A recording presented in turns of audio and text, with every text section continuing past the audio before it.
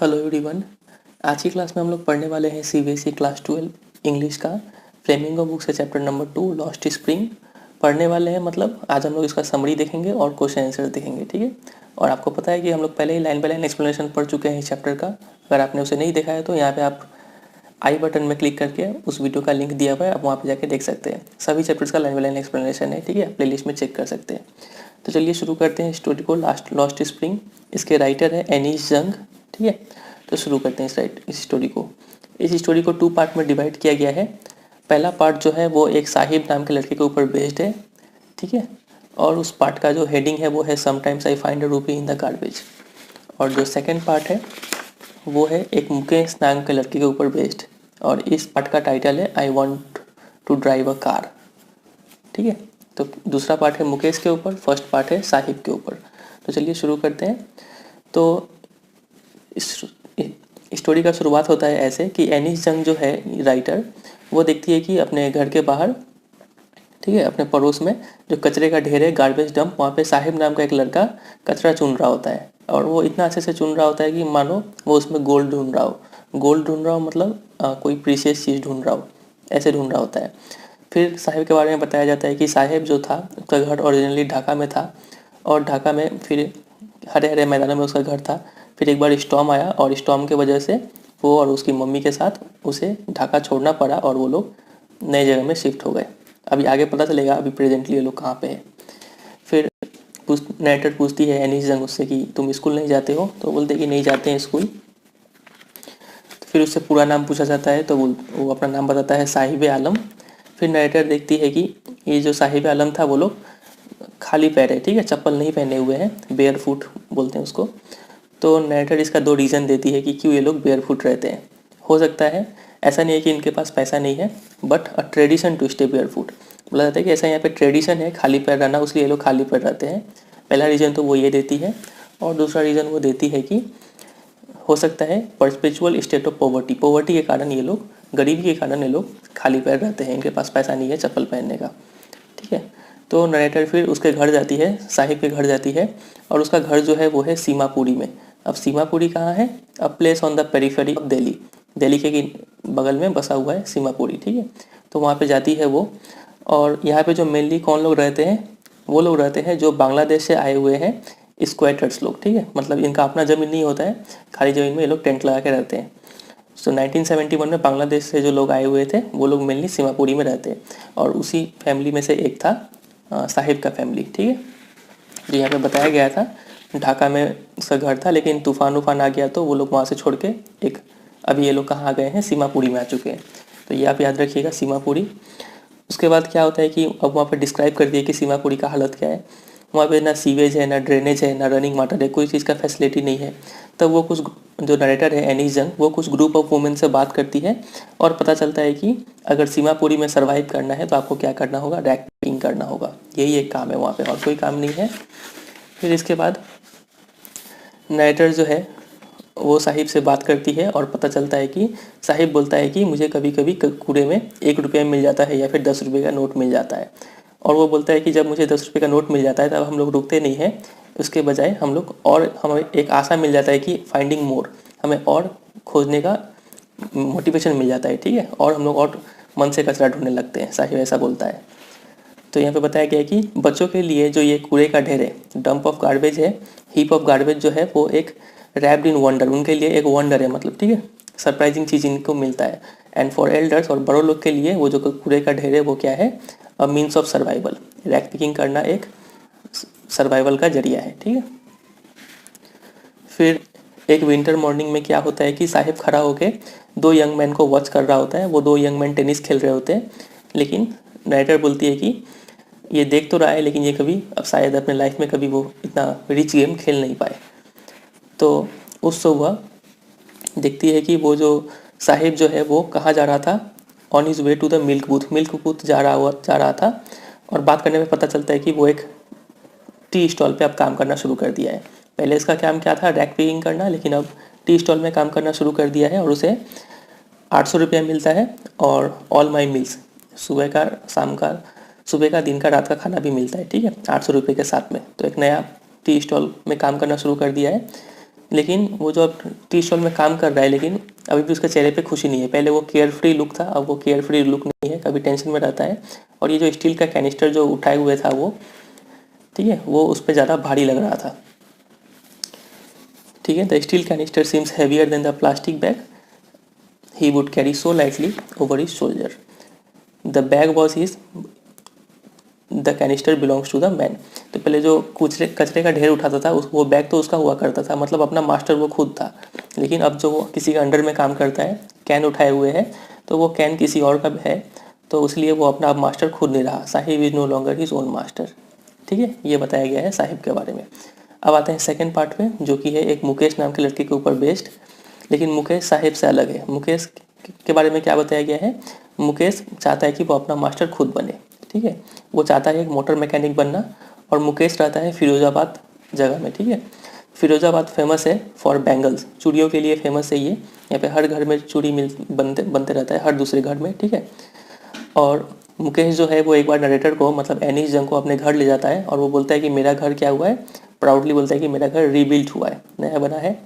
ठीक है, और वो स्टिंकिंग लेंस, मतलब गंदी गंदी गंदी रास्ते से उसके नरेटर को लेके जा रहा था अपने घर, और वहाँ पे कूड़े का ढेर था और टूटे फूटे घर थे। ठीक है, टूटे फूटे दरवाजे, खिड़की बिना खिड़की के, और क्राउडेड विद फैमिलीज। वहाँ पे वो रास्ते को डिस्क्राइब किया गया है। ठीक है, जिस मोहल्ले में मुकेश रहता था, तो काफ़ी बुरा हालत था वहाँ पे। तो मुकेश अपने घर में ले जाता है, और घर में जाके नरेटर देखती है कि वहाँ पे एक फ्रेल यंग वुमेन, मतलब पतली दुबली यंग वुमेन जो थी, एक लड़की थी जो खाना बना रही थी पूरे फैमिली के लिए, और घर में पूरा धुआं धुआं हुआ हो रखा था।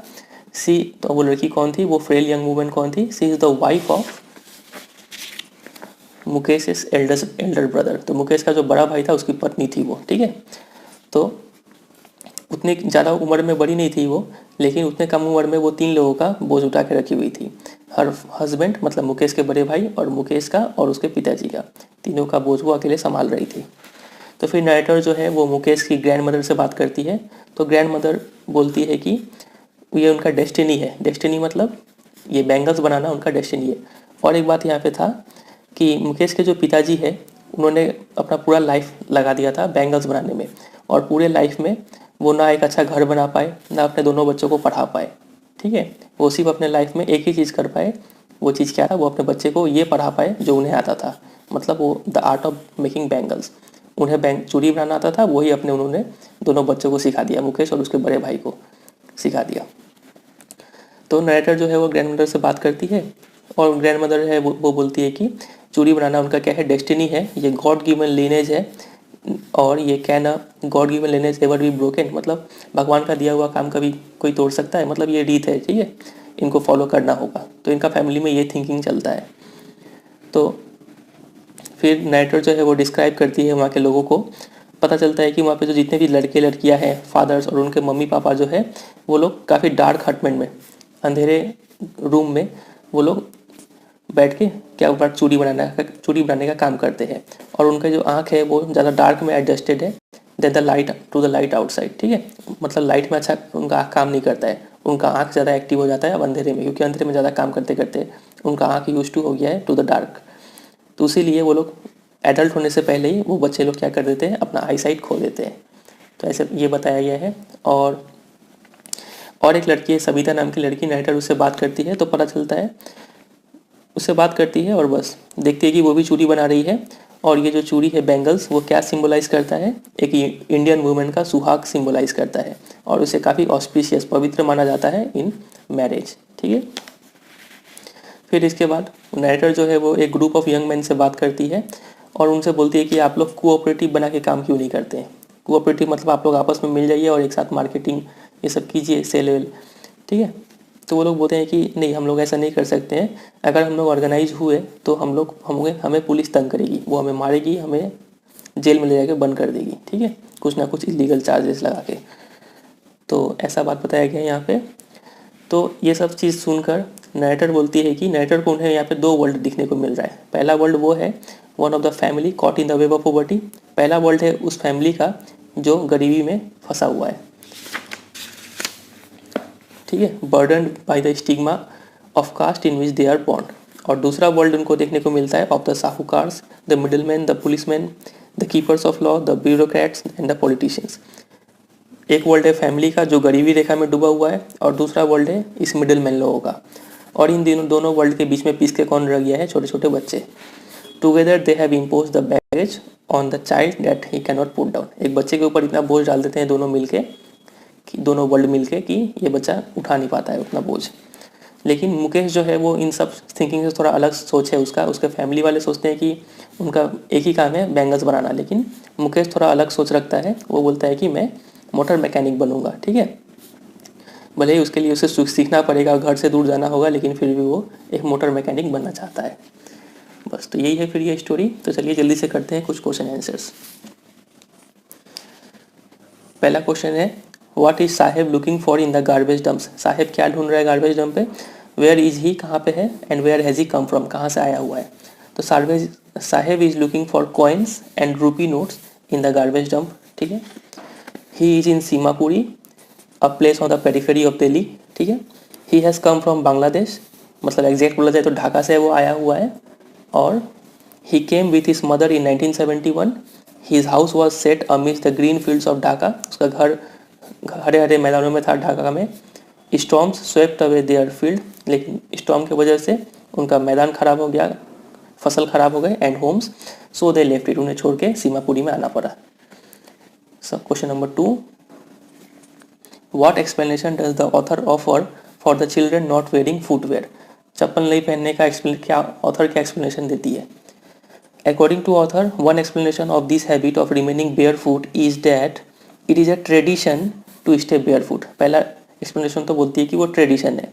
हाउएवर शी वंडर, लेकिन वो ये भी सोचती है कि it was only an excuse. ये ट्रेडिशन तो मात्र एक एक्सक्यूज है to explain away a perpetual state of poverty. असली रीज़न क्या है? परपेचुअल स्टेट ऑफ पॉवर्टी, ठीक है, continual state of poverty. Poverty के कारण वो लोग बेयरफुट रहते हैं। Question number 3, is Saheb happy working at the tea stall. क्या वो खुश है टी स्टॉल में काम करके? No, Saheb is not happy working at the tea stall. He is no longer his own master. His face has lost the carefree look. अपना master नहीं रहा, अब उसके चेहरे पर वो केयरफ्री लुक नहीं रहा, टेंशन में रहता है वो। The steel canister seems heavier than the plastic bag. वो कैनिस्टर ज़्यादा हैवी है। He would carry so lightly over his shoulder. Plastic bag तो शोल्डर पे आराम से कैरी कर लेता था, लेकिन वो कैनिस्टर के लिए ज़्यादा भारी है। The bag was his but the canister belong to the man who own the tea shop. वो जो प्लास्टिक का बैग था, कचरा चुनने वाला बैग, वो उसका खुद का था, अपना मालिक वो खुद था। लेकिन अभी जो कैनिस्टर कैरी कर रहा है वो किसी और इंसान का है, मतलब टी शॉप के मालिक का है। तो वो इसलिए हैप्पी नहीं है। अगले क्वेश्चन पे आते हैं। Question number 4, what makes the city of Firozabad famous. Firozabad किस लिए फेमस है? It is famous for bangles. Every other family in Firozabad is engage in making bangles. हर दूसरा फैमिली बैंगल्स बनाता है। It is the centre of India's glass blowing industry, ठीक है, मतलब मेन सिटी है ये जहाँ पे चूड़ी बनता है। Where families have spent generations working around furnaces welding glass and making bangles. परिवारें यहाँ पर जो है वो अपने जनरेशन्स बिता चुकी है, भट्टियों के सामने ग्लासेस को वेल्ड करती है और वो चूड़ी बनाती है वो लोग, ठीक है। अगले क्वेश्चन पे आते हैं। मेंशन द, ये सब क्वेश्चन बोर्ड्स के लिए आपका इंपॉर्टेंट है, ठीक है। Mention the hazards of working in the glass bangle industry. क्या क्या हजार्ड से क्या क्या डेंजर फेस करना पड़ता है जो इंसान बैंगल्स बनाते हैं। तो the bangle makers face many problems in the glass industry. They have to work in dingy cells without air और light in the high temperature of the furnace, ठीक है।